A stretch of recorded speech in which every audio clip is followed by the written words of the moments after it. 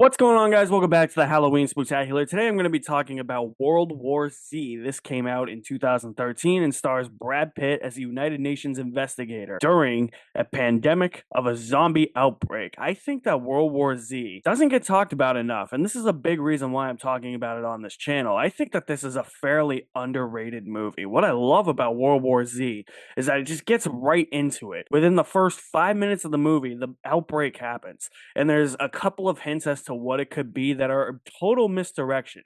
Or maybe it's just conflicting information later on in the movie because Brad Pitt and his family are in their car in Philadelphia stuck in traffic, and he turns on the radio and there's something about a rabies outbreak that happened in Taiwan. So you think that maybe that's what happens. But then everything just shits the bed. The pacing for this movie, it's like a non-stop action movie. And I think that that's maybe why this movie doesn't get talked about enough in the horror spectrum of cinema, because it's not really a horror movie when you think about it. Sure, it's got zombies in it, but it's more of an action movie starring Brad Pitt. And Brad Pitt in this movie is really good. This isn't a typical role Brad Pitt would take. This was designed to be the jump start of a new action franchise. And Brad Pitt, as we know, he's not the type of actor to star in a franchise movie. I know that he was in Ocean's 11, Ocean's 12, Ocean's 13, but at this point in his career, he was not seen as an action star. He was not seen as the guy who was in almost every franchise or series that you could think of. When you really look at something like World War Z, it's really a movie that you would think Brad Pitt probably wouldn't make. But I think what resonated so well with me in this movie is that it's more than just a zombie movie. It's more about, okay, how do we get a cure? How do we combat this pandemic? Is there a way that humans and zombies can coexist? Those are really the questions that the movie's trying to raise and that the movie is trying to answer. This movie is unfortunately directed by Mark Forrester. I think he has a better grasp in the second half of this movie with the action scenes, but when the outbreak first starts, I think the editing is really all over the place. There's a lot of shaky cam. This is, of course, a PG-13 zombie movie. So when everything starts happening, unless if you're watching the unrated cut like I did on Blu-ray, where there's a little bit more blood splatter, even then it's not that crazy with the blood. Anytime that there's like a zombie bite and there's supposed to be blood spraying, you see like an object obscuring the camera, and it's a very brief flash. So for many, that can make World War Z feel like a bloodless, tame, sanitized affair. But I think that was the point, since this was supposed to jumpstart a franchise and they really wanted to bank on this movie making a lot of money, and it did. It made 550 million on a what budget is that? I did not know it cost that much. When you're trying to jumpstart a series like this, you don't really want to have an R-rated movie. Maybe you can make an R-rated installments further on down the road, like they did with Logan in the Wolverine trilogy, but to jumpstart things, you kind of want to keep it as tame as possible, as sanitized as possible, while also attempting to tell a pretty good story, which is what I think World War Z does. It's a lot of action in this movie, but there's also a lot of story, but it never gets bogged down in being too convoluted or too hard to follow. It has the right stepping stones to bridge you from plot point to plot point. And it has a lot of the great stepping stones to bridge you from action scene to action scene. I think my favorite set piece in this entire movie has to be the one on the plane. I would say that, or when Jerry and the survivors at the World Health Organization laboratory are going to get the medicine, because Jerry comes up with this theory that if you inject yourself with pathogens of another virus, it will act as a camouflage. It won't act as a cure. And so they're trying to go and get those.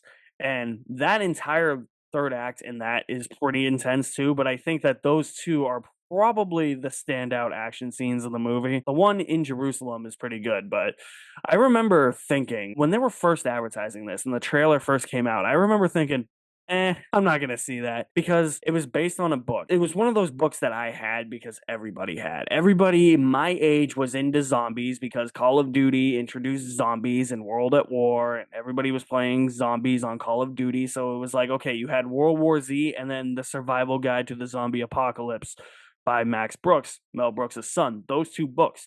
This movie is loosely based on that book. It really doesn't have anything in common other than a United Nations investigator, but even then, Jerry Lane, the character Brad Pitt plays, isn't even a character in that book. It's just some unnamed United Nations investigator that's really just putting together a bunch of accounts from like military officials, World Health Organization people, and firsthand accounts as to what actually happened. But I remember thinking, like, that's going to be dumb because it's going to be nothing like the book. But to be nothing like the book and to actually come up with a fairly good story that takes loose elements from the book, that's a pretty good achievement for me. And going back to what I said with this, where I was like, I probably won't see it.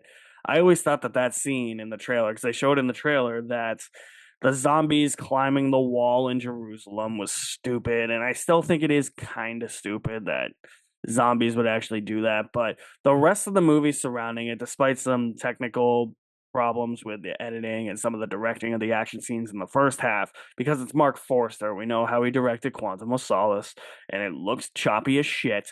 So doesn't this movie. But for the most part, World War Z is a really entertaining ride, and I do wish that it had gotten a sequel, and it was supposed to. We were supposed to get a sequel directed by David Fincher, of all people. David Fincher and Brad Pitt doing franchise movies.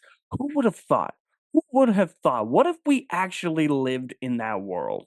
That would have been really interesting. But this is more than just a zombie movie. It is an actual attempt to develop characters, develop a story, develop some questions that these characters and the audience may have. And I just love how smart Brad Pitt's character Jerry Lane is. Like, for instance, the moment he sees somebody get bit, he counts how many seconds it takes for them to turn. And then when he has to essentially take on a whole horde of zombies, when he's trying to escape a whole horde of zombies, what he does is he duct tapes magazines around his wrists and legs so that he can't get bit in those areas. That is smart. Like, I don't know why nobody thinks of that in a zombie movie, and that's a reason why World War Z resonates with me so well. I think it's just underrated. There's little character ticks like that. There's some great action in here towards the second half, and I just think its story is actually fairly good for something that is an adaptation of a book that isn't necessarily an adaptation of that same book. It's just loosely based on that. They did a really damn good job, to be honest with you. I'm going to give World War Z a B+. I think this is underrated, overlooked. I never see anybody talking about World War Z. It's like one of those movies that just came and went, but it's always one that I've always liked. And I think it's just because of the implications of what can happen. Can we coexist with zombies?